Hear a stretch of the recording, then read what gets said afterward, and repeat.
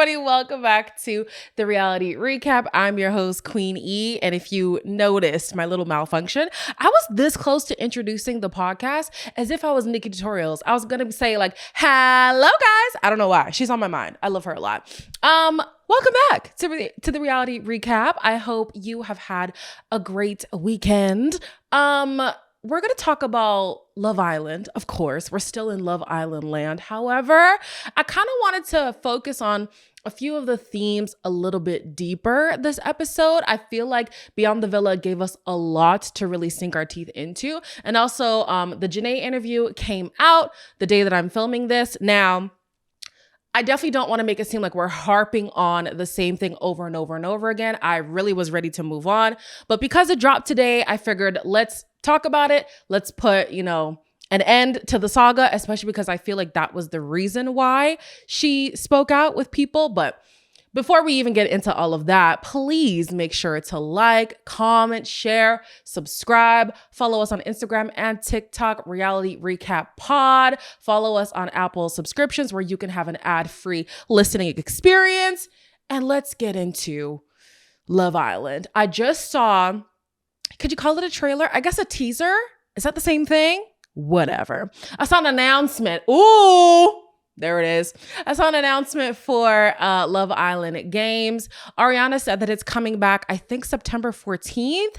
And she said that our votes will determine the people's fate. So I don't know if that's the same as last year where we got to vote for the favorite to win, or if it's like regular Love Island where you can actually have a say in who gets dumped or stuff like that. I wish we got to choose like, what else could it be? Because I was going to say on regular Love Island, I wish we actually got to choose who would go on dates, stuff like that.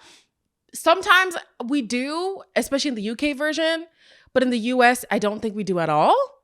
Am I tripping? I think it's been done in the UK.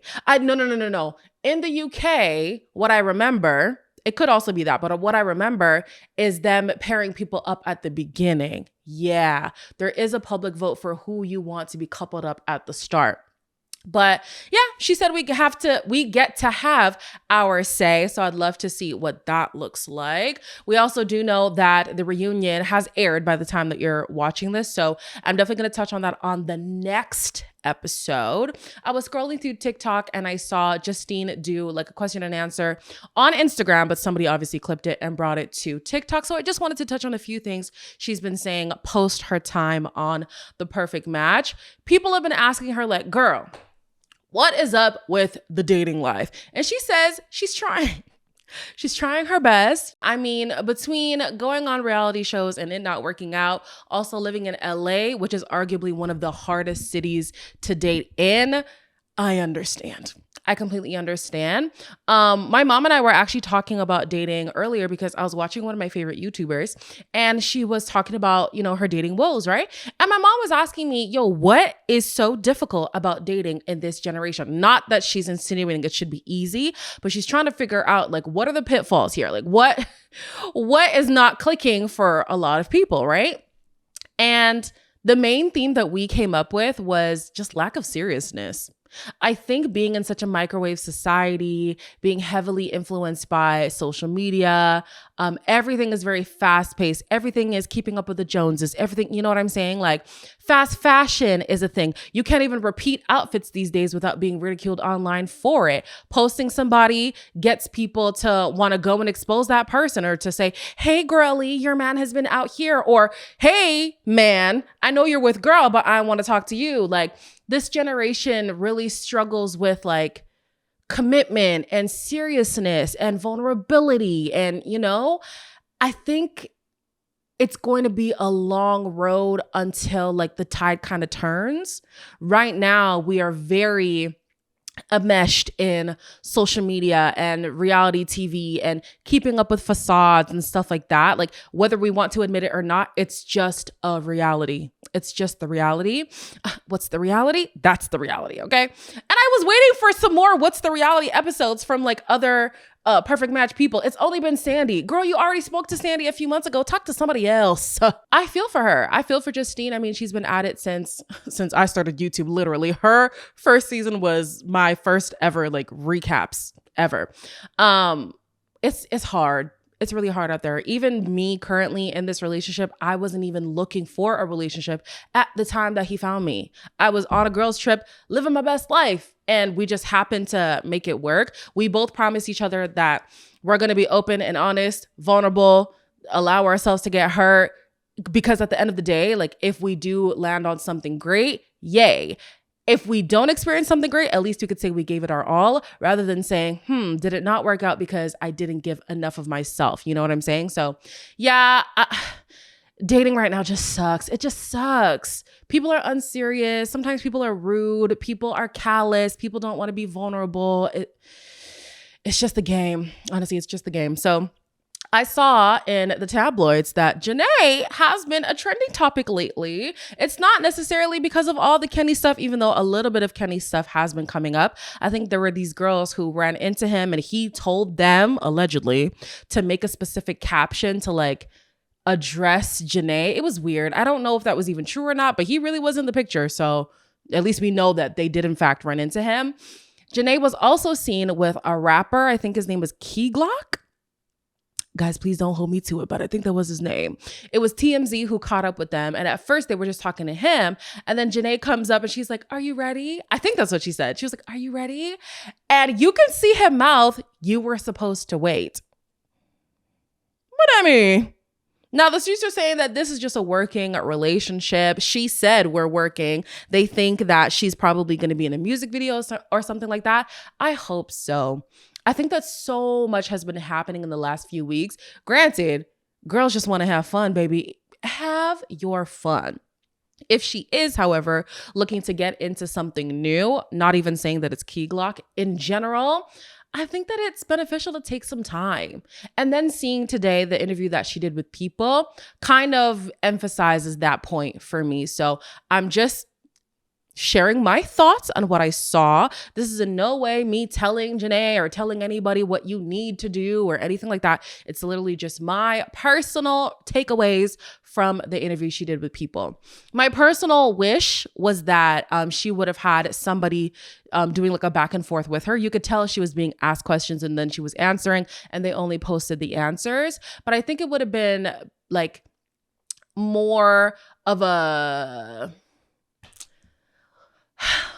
I'm kind of torn because I think that the purpose of this was kind of just to put a nip in it all, just to nip it in the bud and everybody move on. So I think that's what it is.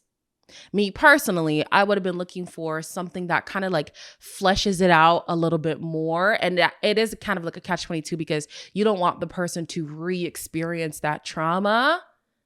Y'all, I'm just kind of like...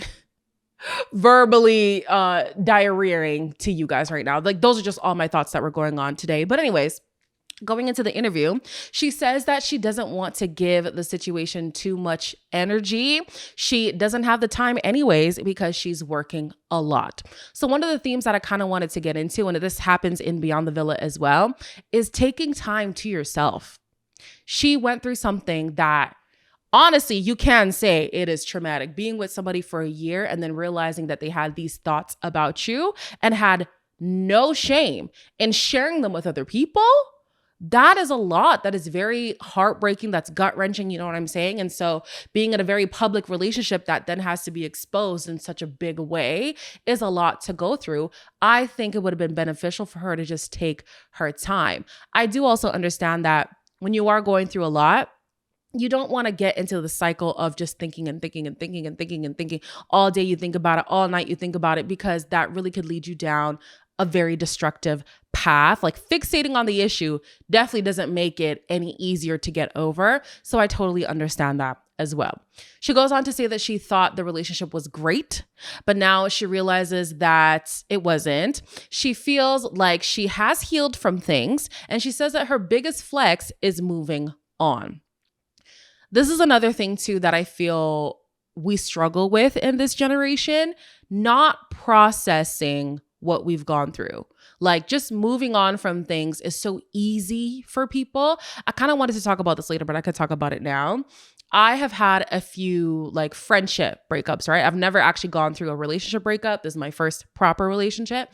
But in those friendship breakups, when we have spent some time away from each other, I've realized that the trend for people is to just sweep things under the rug and just resume as if everything is fine. For me, that's always been a struggle because I'm going to be thinking about the things that went wrong, whether it's that person or it's me. Like, it's not a thing of like, well, you did me dirty and like, I'm not going to let you get away with it. I'm even thinking of things that maybe I could have done better. And until we address it, I just feel like there's this thing looming over us that needs to be addressed. And so I did like the fact that she said that she is moving on from the situation, but to say that she's already healed from it, I hope that that is true. And I hope that it's not just her glazing over it, because I feel like later down the road, stuff like this might show up later. Again, I'm trying my best not to talk about JaNa, even though it's about JaNa, right? In general, when you are relating with people, sometimes your past comes up, and you'll notice that the reason why those past things come up is because they weren't addressed back then, or they weren't addressed before dealing with this new situation.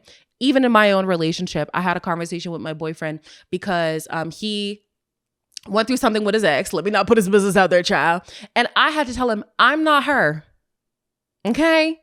I'm not her, and you are not anybody else who I've dealt with before. We've got to come here with a clean slate. If you're not ready for that, then maybe we need some time before we explore things. And we have been unpacking that together, which has been very healing for the both of us.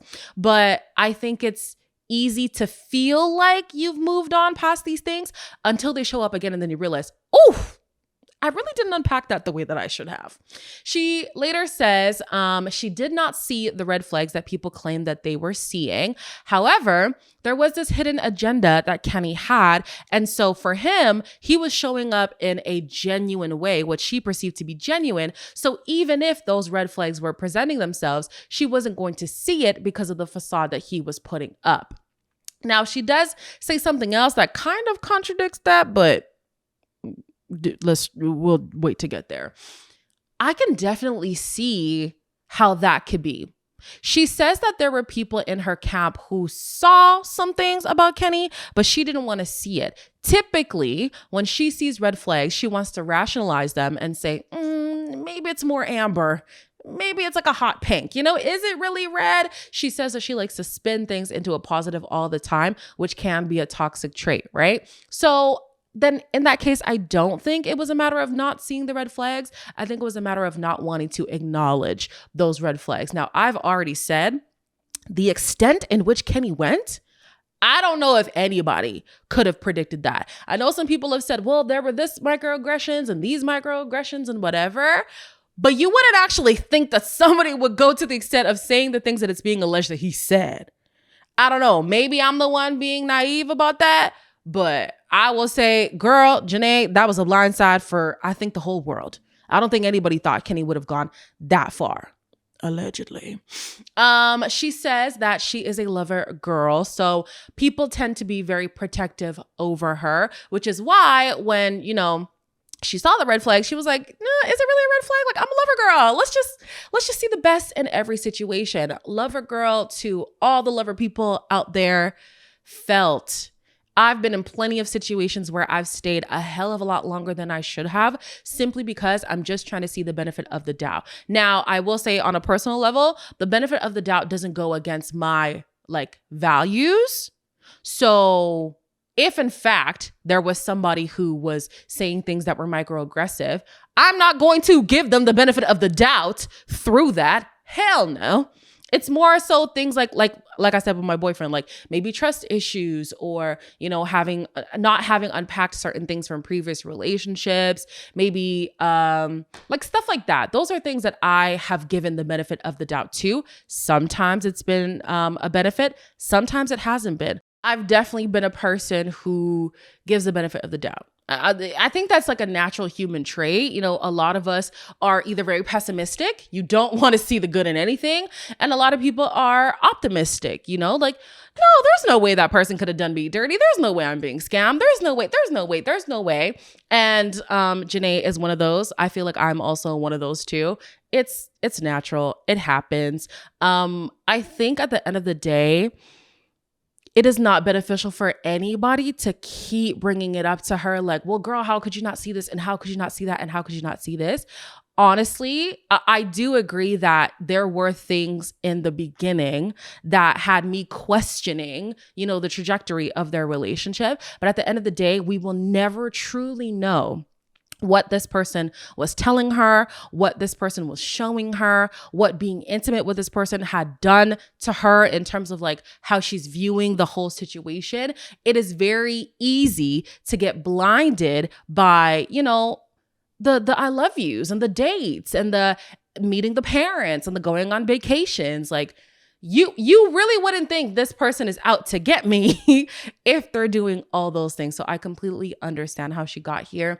Lastly, she says that her sisterhood, being her friendship between herself, Leah, and Serena, has been such like a life-changing experience for her. She says she wouldn't have been able to go through anything she's gone through in the last year if not for those girls, let alone what she's been going through in the past few weeks. She also says that her supporters definitely keep her going. She wants to ride hard for the people who ride hard for her. And although I do love that, I do remember very distinctly a time when JaNa was feeling a lot of social pressure. It was something that had to do with her makeup, right? And I keep bringing it up. I don't know if I brought it up here, but I've definitely brought it up sometimes before because I would hope that she doesn't get into the cycle of living for others. I hope that she is doing things that, you know, edify herself, and she's not doing things because she feels the pressure of the audience or having to keep up a certain appearance, having to align with certain brands or this certain lifestyle that she's trying to live. Like, at the end of the day, our life is our own, and you don't want to die to self to please everybody because you simply cannot do that. And that goes for anyone. If you have your personal convictions and they are legal and just, okay, well, you know what? I'm not even going to get into it. I'm not even going to get into the nuance of that. But anyways, if you have your convictions, stay true to that. Trust your gut, trust your intuition, do what you want to do, follow your dreams, your path. You know what I'm saying? Like, do not live for others because when they are gone, you are left. And I would hope that you have lived a life that edifies you and also those around you. Let's be honest, like those close people around you who have your best interests at heart. Those are all my takeaways from the JaNa interview with People magazine. You guys let me know your thoughts on what she said. Did you even watch it? Do you even care? I think that there's a lot to learn from this whole thing. It sucks that she's a casualty in it, but yeah, there are some things that I was looking at regarding this whole breakup, and I was thinking, you know what? I'm going to keep an eye on my own actions and the things that I tend to maybe gloss over that I shouldn't. We all have done that before, and it was just a reminder to stay vigilant, you know? Stay vigilant. Moving on to Beyond the Villa. This is episode 7. The next episode is the last episode. This entire episode is them in Miami. As we know from the previous episode, they are sent to Miami for the Hot Girl Swimwear. Oh my gosh, I'm still not sure if that's what it's called, but it's for Megan Thee Stallion's swimwear line, right? So Kaylor was actually able to say goodbye to her grandmother. She took some time to go back to Pennsylvania. She sent her grandmother on to glory, and now she's able to come back and be on this brand trip, right? So Aaron and Liv both said that they wanted to be there for her if she needs them, but she does feel like things between her and Liv are not the same. I can only imagine how hard it is being thrust into this lifestyle, right? Having somebody who was your best friend and that relationship not be what it was, feeling isolated in this new city. And then on top of all of that, losing somebody who was very near and dear to you.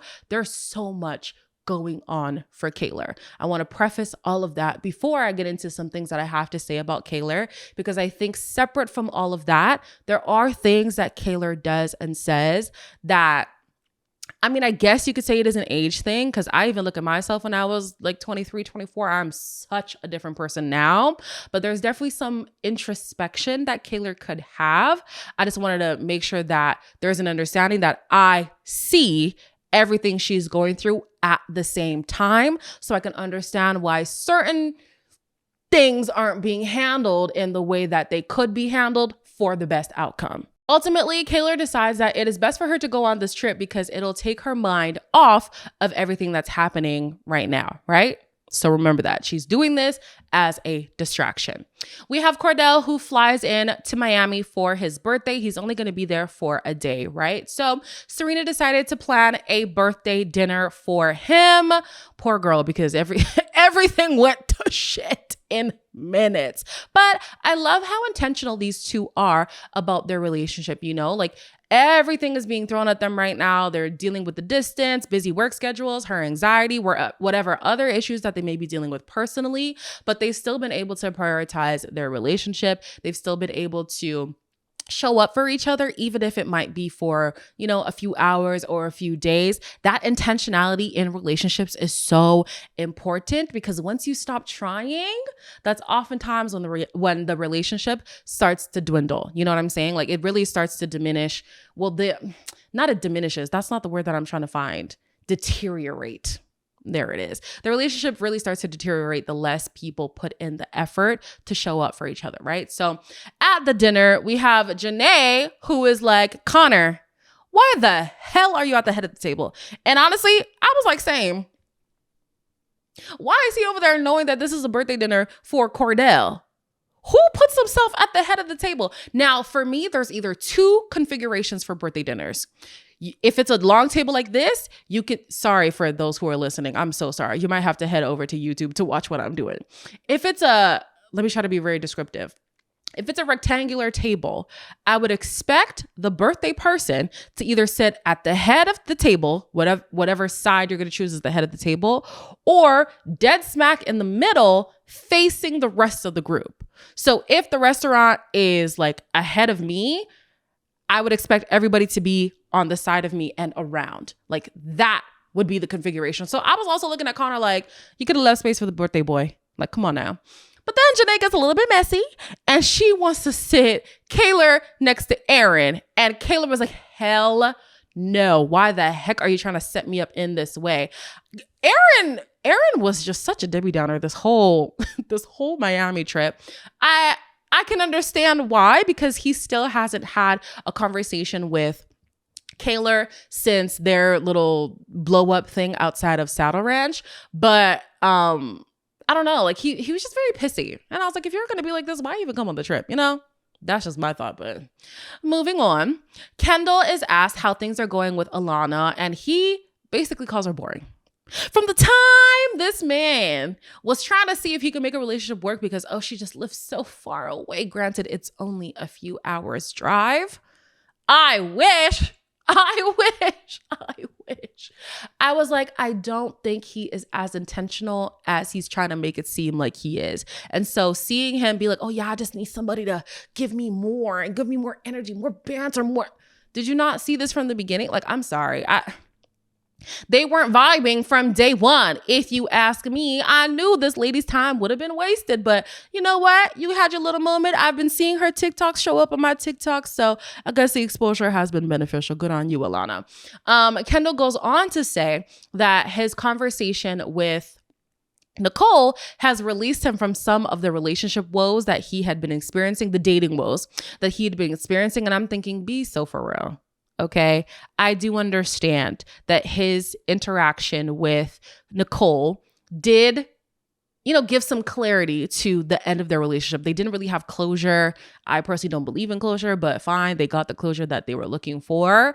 But his issues go beyond what he had with Nicole, go beyond the dissolution of their relationship. And he even alluded to that.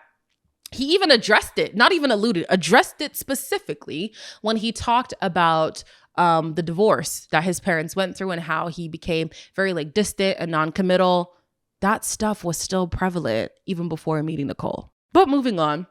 Some people don't think Nicole was being genuine in wanting to address things with Kendall. Liv, in particular, she feels like it's very opportunistic to now feel remorse when the show is filming. I'm not going to lie to you. The timing does seem a little bit suspicious.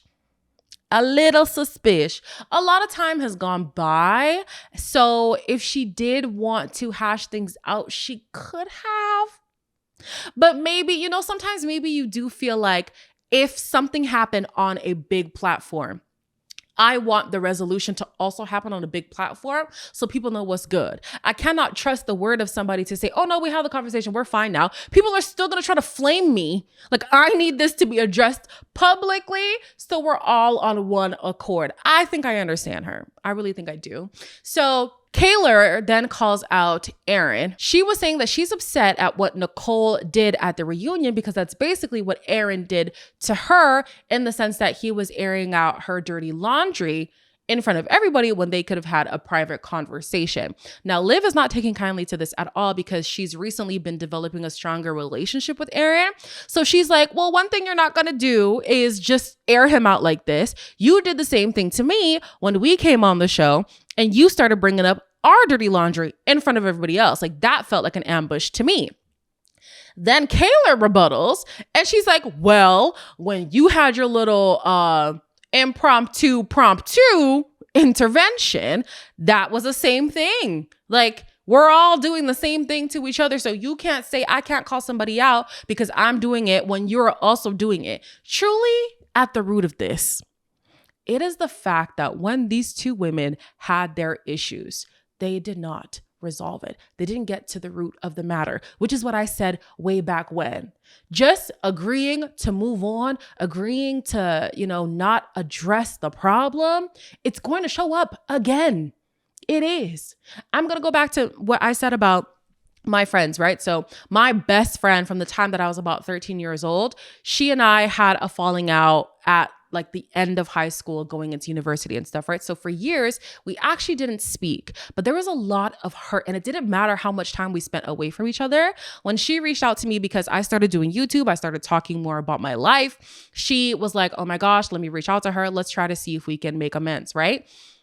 Even with all that time away, living completely separate lives, this relationship, that accomplishment, this job, that, that trip, that even with all those experiences, there was still so much hurt between us. And so we had to sit there and hash it all out. Every single thing. You hurt me when you did this. You hurt me when you did that. It hurt me because we weren't together anymore. Like, we had to put it all on the table. It wasn't really accusatory. It really was just putting it all on the table. Truly, let's just put it on the table so we can finally talk about the meat of the matter instead of pretending like there's nothing wrong. I kid you not, after all the tears and the hours of conversation, we genuinely forgave each other, and we've never brought anything up from that again. Never. Now, we do have new issues, but they're literally not related whatsoever to anything that we've dealt with before that conversation. I think it is hard. It is definitely hard for a lot of people to say, well, I'm accepting fault, or I'm accepting that you hurt me. Both things are hard to say. It's hard to say that, yeah, I was vulnerable with you and it blew up in my face, or I should have been there for you and I wasn't. It is very hard to accept that. But once we were able to do that, on the other side was such a beautiful relationship. And even though now we might have our little bit of friction, honestly, it's just because we're in different spaces in our life.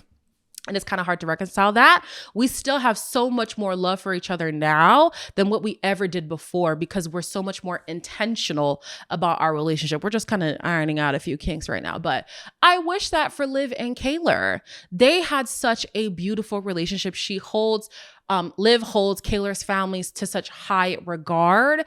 And so, like, seeing this pan out the way that it is painful for everybody around them. So people are chiming in. They're basically like, listen, I understand that you guys are going through a lot, but time and place. I think it was Miguel. Miguel was like, there's a time and a place to address certain things. This girl is actively grieving.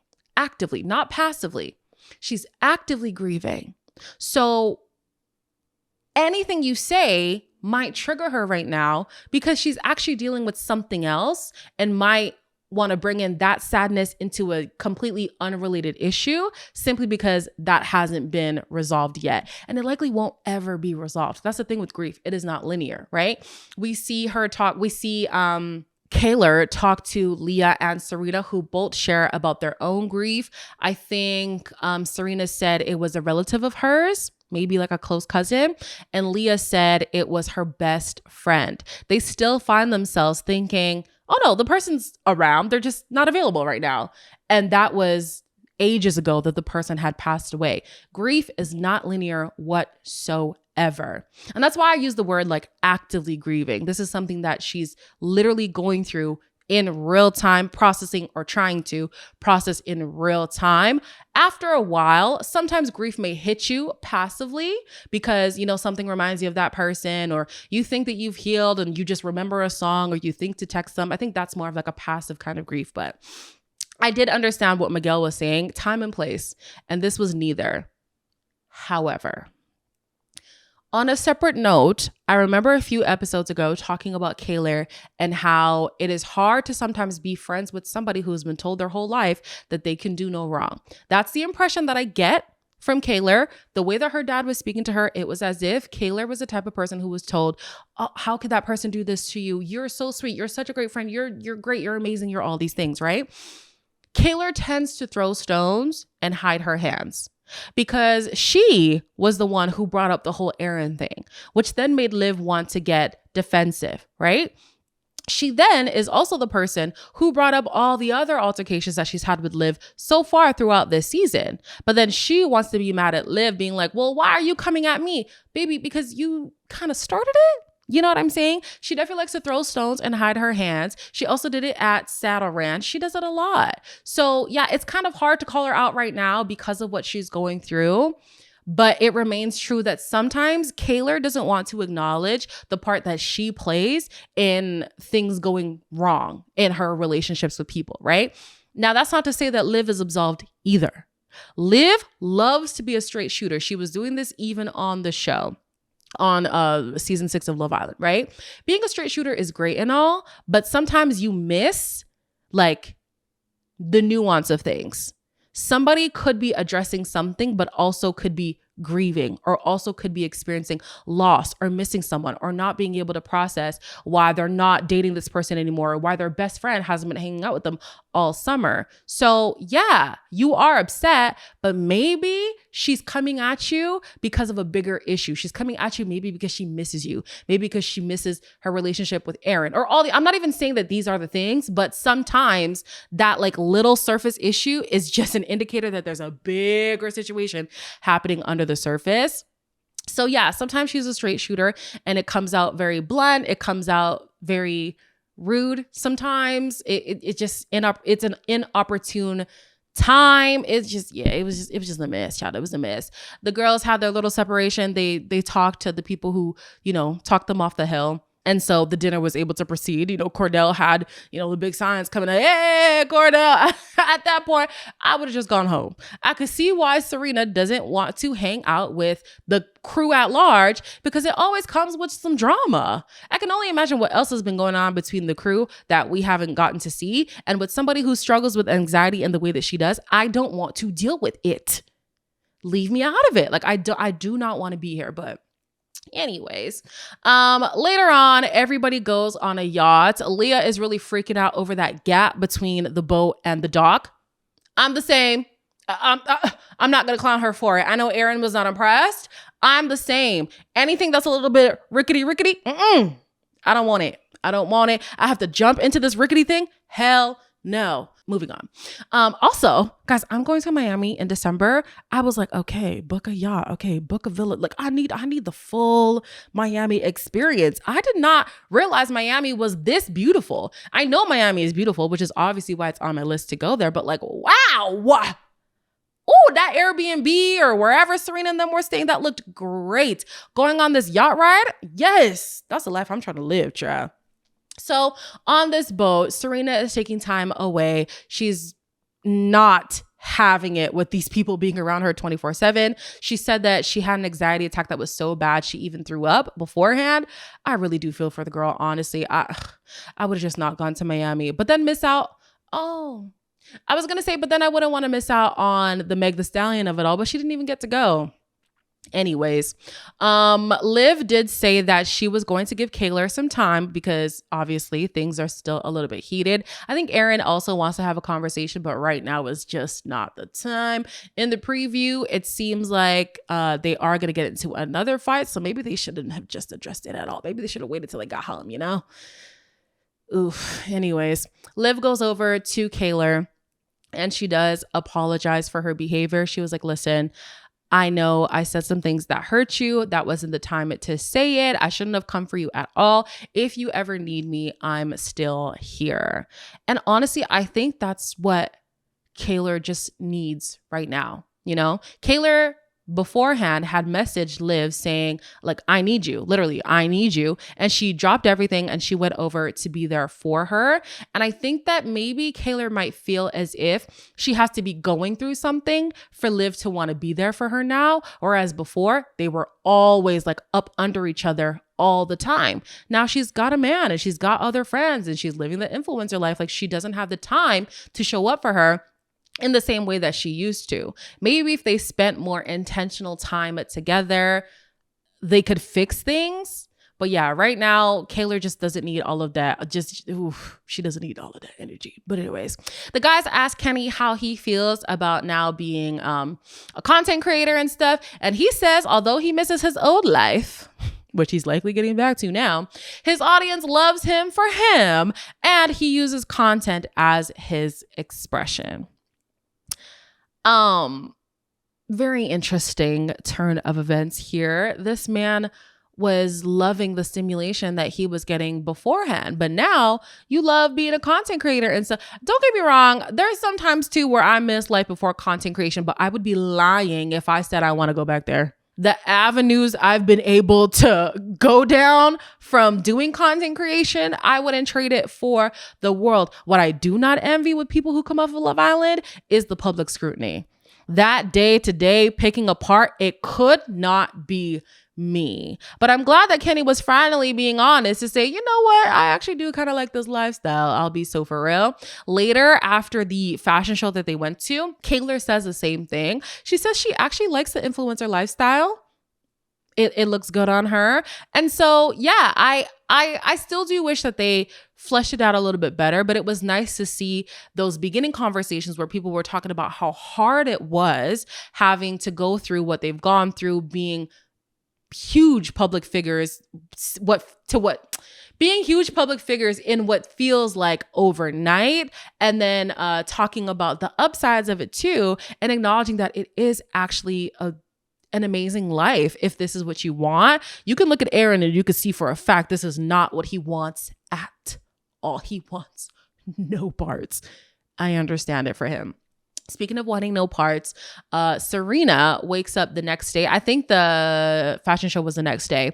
And she says, you know what? My social battery is drained. It is gone. Y'all, today drained me. Y'all know what that means? Today drained her. She was done. And Kordell is gone too. You know, she might be sad about that. So she decides to miss out on the Megan Thee Stallion fashion show. Leah also misses out because she is going through, oh my gosh, why am I making it seem like it's, she has an important meeting.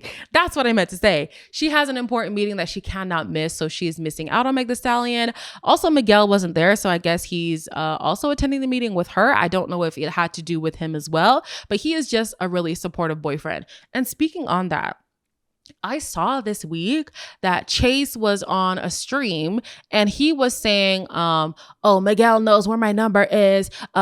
Send him an email at blah, blah, blah, blah, Chase at gmail.com and send him one of these. And then he flipped off the camera. I'm not going to do it. And then he was like, and then ask Leah if you can respond to that or just something. I'm thinking, how annoying must it be to have these people who you considered your friends continuously come for you online, continuously come for your relationship online, continuously diminish what you've got going on, making it seem like you have no backbone and it's your girlfriend who calls the shots and stuff like that. Like, these are people who Miguel seemingly saw as true friends. True friends. And I'm not going to lie to you guys. The through line with all those people is that they are single. I don't want to sound like that person who makes it seem like single people are bitter. That's not the case at all. Sometimes in male relationships, they don't want to say this, but sometimes in male relationships, when one of the guys gets in a relationship, they don't know how to cope because now they're not spending as much time with their boys. I see Miguel with Leah all the time. That could just be for social media. Social media is not always real, y'all. But it seems as if that is the case with the way that all his friends have been coming out, being annoyed at the both of them. It seems like they are attached at the hip, right? This man protects Leah in ways that I hope a lot of men would protect their partner. A lot of people would protect their partner. He shows up for Leah no matter what it is. He's been so intentional from the get. Like, I would love my girlies to be with a man like Miguel. But for some reason, everybody in his camp is just not with it at all. Is there something that we're missing? Miguel hasn't been airing anything out about any of these people until it was the whole drama with like Louis and Huda. He did then address things on his story. But before that, I hadn't seen anything about him being messy about these people, about him calling out people, about him exposing people. Like, I haven't seen anything. But because he's in a seemingly loving, healthy, strong relationship, it's a problem with all these boys. What's the deal?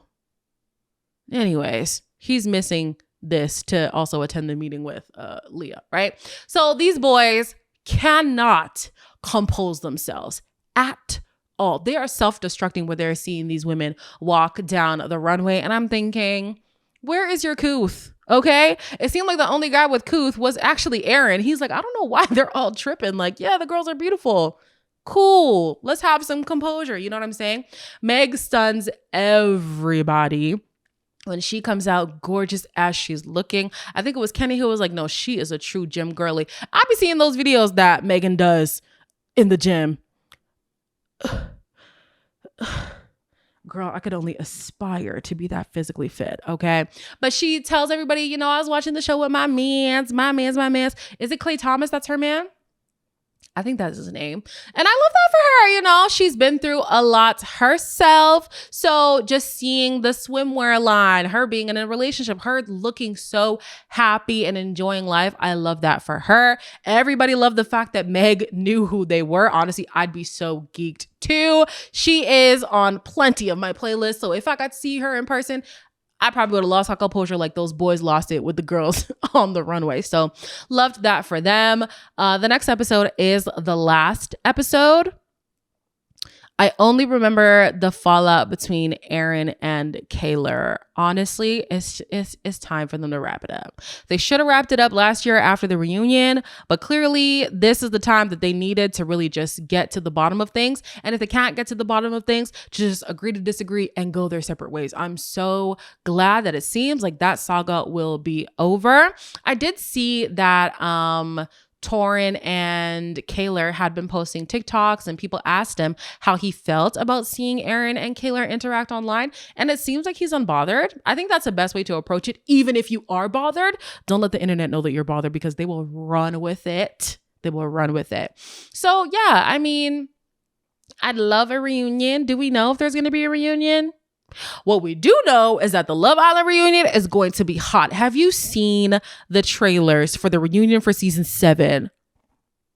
You guys, Shelly and Olandra, they got some stuff to get off their chest. We got Taylor who got his shoes off his feet. Put your shoes on, sir. Okay? Lord have mercy. Huda is apologizing? Oh, okay. Apparently they're going to play the whole heart rate challenge, or maybe just the part that we all want to see, which is obviously Huda and Ace. I think they get down to the bottom of the Jeremiah vote. And I did see Ariana talk about the vote, and she said whether or not it was up to the Islanders, the man had the lowest votes. So he was going to go regardless. How do y'all feel about that? Y'all mad that Jeremiah left? I wasn't mad that he left. I didn't like the rationale. You know what I'm saying? But everybody was mad that he left, but apparently he didn't get the votes anyways. So, guys, voting is important. Vote, vote, vote. When this is over, what are we going to talk about? Oh, actually, my producer had mentioned the new show, Are You My First? Are you guys going to be watching that show? It just came out on August 17th, so it's still quite fresh. Would you mind me talking about it, even though it's a little bit out of date? It might not be in the next episode, but it might be the one after that. We're also thinking of covering Survivor. I love Survivor so much. I wish I could even do Big Brother too, but honestly, there's just so much of Big Brother with the live feeds and all that stuff. But I love a strategy show. Love a strategy show. So you guys let me know what you're going to be watching after Love Island is done. Do you want me to keep up with like the Love Island tea? I feel like we're getting a little bit of Love Island fatigue. Maybe we need a break before games. Yeah, I think we're going to need a break before games, but you guys can still tune in for some other coverage. If there are things to talk about, y'all know I'll come and yap to y'all about it. You could also send stuff to me. I love hearing from you guys and seeing you guys engage in the comments. Love, love, love it. As always, like, comment, share, and subscribe, and I'll see you in the next one.